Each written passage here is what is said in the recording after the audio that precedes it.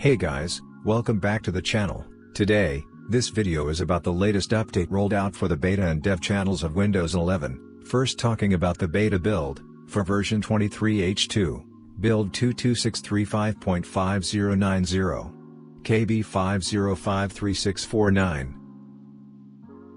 In this update, Microsoft is introducing Chinese support for voice access. You can now use voice access to navigate, dictate, and interact with Windows, using voice commands in simplified Chinese and traditional Chinese.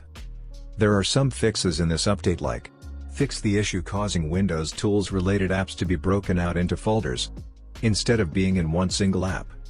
Fixed an issue that could result in a quality update unexpectedly being missing from settings, then Windows Update, and select Update History. Fixed an issue which could cause the login screen to crash if you click the Sign In Options link. There are some known issues in this update, like there's a delay in app icons showing in grid and category views after installing an app. When right-clicking on an app, the Start Settings context menu flashes before the app's context menu appears. So, that was all about the new beta channel build. Now moving forward and talking about the other build released to the dev channel. With version 24H2, build 26120.3576, KB 5053650.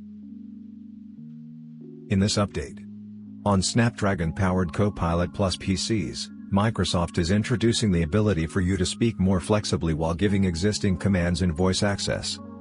Traditionally, voice commands in voice access would require you to follow a fixed syntax, making interactions rigid and sometimes frustrating. This means that you no longer need to pause and remember the exact phrasing of a command. Just say what feels most intuitive. Microsoft is introducing Chinese support for voice access. You can now use voice access to navigate, dictate, and interact with Windows, using voice commands in simplified Chinese and traditional Chinese.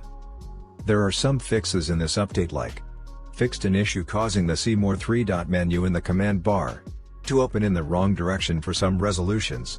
Fixed an issue which could cause the login screen to crash if you click the Sign In Options link.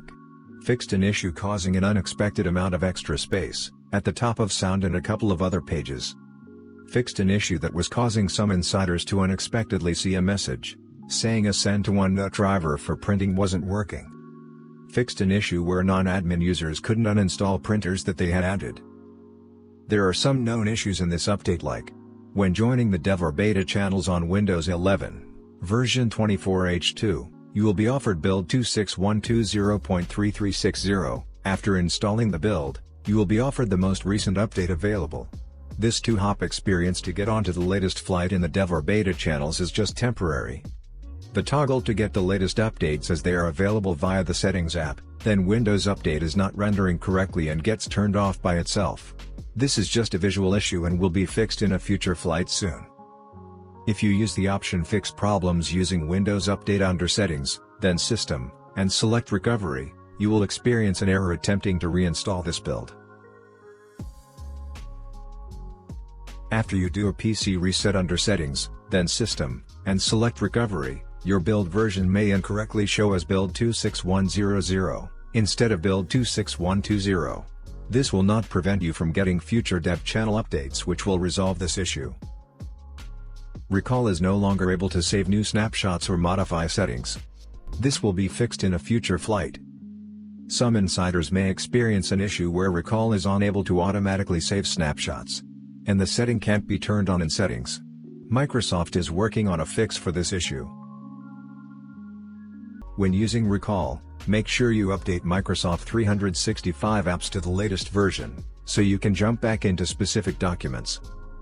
If you are trying out Recall on a PC managed by an IT administrator in your organization, you will see your Recall snapshots get deleted after installing this build and then continue to get deleted each time you reboot. Recall can be enabled or disabled from Turn Windows features on or off. Microsoft is caching the Recall binaries on disk. In a future update they will completely remove the binaries. For Click to Do, if any of your actions on image entities are no longer appearing, please ensure you have the latest updates for the Photos and Paint app from the Microsoft Store. The intelligent text actions are now locally moderated, to ensure the safety of prompts and responses and have replaced the cloud endpoint. Now that these intelligent text actions are fully local, they are also available in Click to Do and Recall. Microsoft is working on a fix for an issue causing File Explorer to be very slow to close. For some insiders when closing using the X button. This may also have an impact on the other title bar buttons. After adding the new CPU utility column, you may notice that the system idle process always shows as 0. The CPU graphs on the performance page are still using the old CPU utility calculations. For improved Windows search on Copilot Plus PCs, it is recommended that you plug in your Copilot Plus PC for the initial search indexing to get completed. Microsoft is working on a fix for an issue where the taskbar icons aren't increasing in size, as they should when using your PC in a tablet posture.